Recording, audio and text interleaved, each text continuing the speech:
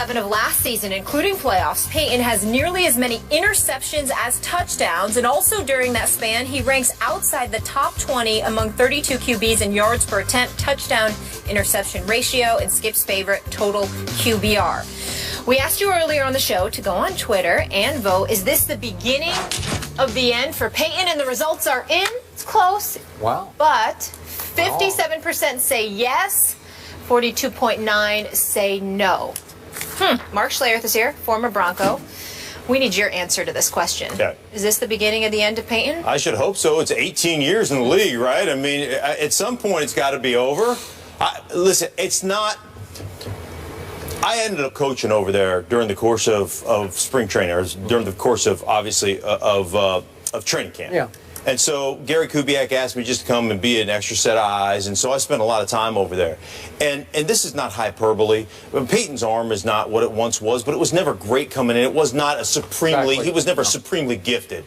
I saw him throw the ball better this training camp than I've ever seen him throw the ball in the last 3 years I've been hanging out there. That doesn't mean that, you know, he had some miracle elixir and he's fine now. He still has his issues. He still has to throw with anticipation. He's got to be an anticipatory thrower. He's got to have all those things. The real issue here with the Denver Broncos is you're basically amalgamating two separate offenses together. What Peyton Manning has done his entire career, the entirety of his career has been from the line of scrimmage, out of shotgun, essentially orchestrating what play we're going to get into and throwing the ball, and then trying to get into Gary Kubiak's zone run system off of play action. And what you saw was what you saw was an offense that really basically acquiesced to what Peyton wanted to do. I think out of the 70-some-odd plays, over 40, almost 50 of them were out of shotgun. On a play-action offense where you run the football, you ran no play action. They threw 40 times and ran 25 times, just for the record. And by the way, you want to see what this offense is supposed to look like. Now, this is going to have to be a pride-swallowing siege from Peyton Manning, and basically he's going to have to trust in this offense. Otherwise, this is going to be an abject disaster, and it's still going to take several weeks. But what you saw in the fourth quarter, the opening drive, 10 minutes and 56 seconds, I think the first 6 or 7 plays were were from under center. He threw it a 9-yard completion, then it was run, under center. Set up the play action. You're going to have to do that as an offense, and you're going to have to be okay with that. And eventually, this thing will open up. But right now, there's a butting of the heads, and I'm sure behind closed doors, there's a few choice words being thrown around between quarterback and offensive coaching staff. But that's part of actually healthy football relations inside a facility to get those things ironed out and figured out. Okay, Stephen A. brought this up as we opened the show, your very point, and we went back and forth about it. But are you saying that Peyton is under orders not to check out of as many runs under Kubiak? That'll be part of it. Yeah, there'll be. Here's the thing about offensive football. Okay, let me just give you some from my perspective, from playing the offensive line. Here's some things about the offensive line. When you run an offense from the line of scrimmage like Peyton Manning has run his entire career, and you can basically check into the best possible one-on-one matchup at all times, because he is the best that's ever played, bar none, not close, at controlling things from the line of scrimmage and getting you into the right play. But just because you can do that does not mean that that's the best thing for your offense over the entirety of 4 quarters and over the entirety of a football season. Sometimes you have to relish and understand the beauty of a nasty 2-yard run where snot bubbles are flying and guys are on the ground and legs are getting cut. You've got to understand what that does to a defense, and that's really hard for a guy like Peyton Manning to say, wait a minute, I'm giving up a 2-yard run and I got one-on-one with DT on the outside that I could throw it to. Sure. And you have to be able to come to grips with that, because it's the best thing for the entire offense. For me as an offensive lineman, I understand getting into a no-huddle situation where the quarterback occasionally is calling plays from the line of scrimmage. Okay, I get that.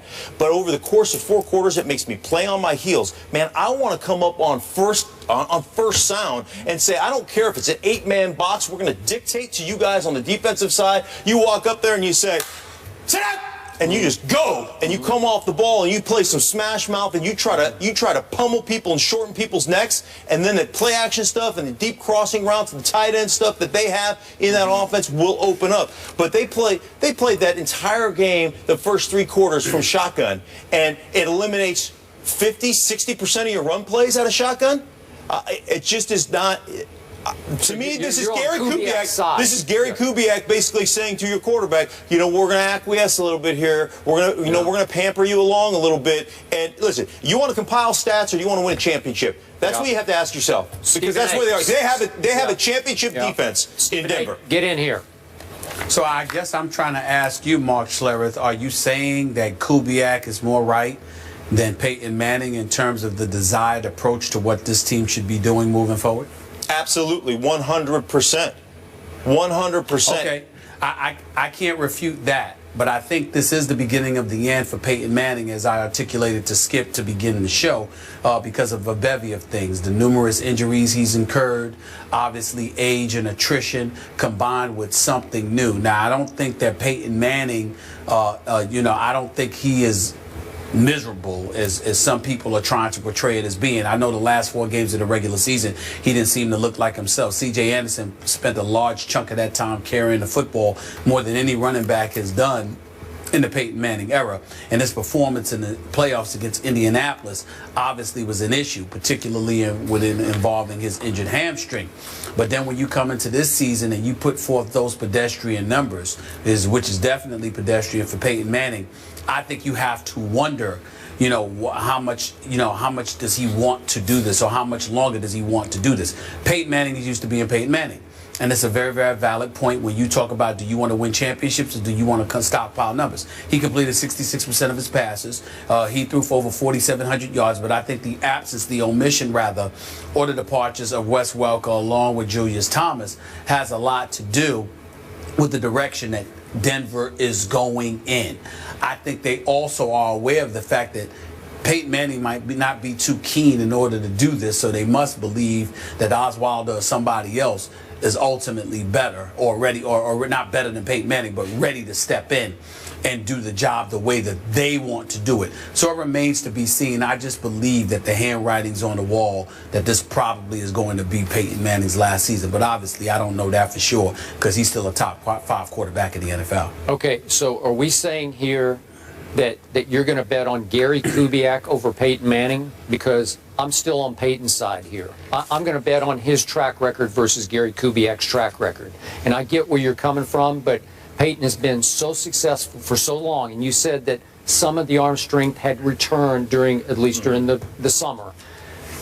I think he's still very good enough for them to go a long ways this year doing it Peyton's way. Now, again, maybe his weapons aren't what he used to have. That's a whole nother issue. And I do like their stable of backs. I would like to see a little bit more balance.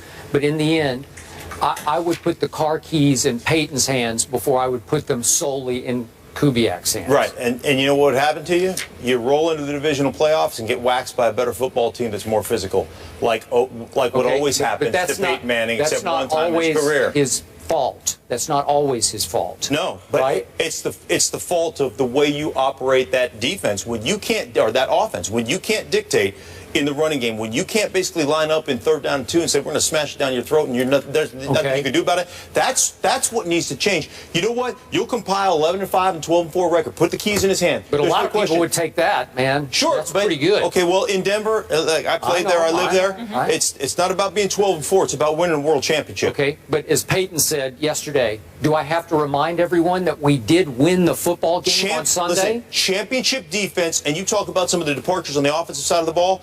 Defensively, this team is legit, and I mean as good as there is in this league. And then the other thing they've done, bolster the depth on that whole team from a special team standpoint. This team can flat out win with those 2/3 phases of the game. Did they not beat a very good football team, a physical football team at home on a team that has beaten them in the playoffs? And I think they gave up 173 total yards or something of that nature. Guys, great conversation. Mark, your perspective was excellent. Thank you so much. I appreciate it. My pleasure. Always good to be with you, fellas. But we do have to go to break. Ollie. Thank you. Thank you. We're not done talking about Peyton, though. He does have a game this Sunday, and it's in Kansas City. Arrowhead, a tough place to play. Oh, excuse me. Thursday. Yes. Thursday. We're going to get into that after the break. Mark, thank you so much. You got it. Put your hands in the air if you're with me. Hold down the fort and make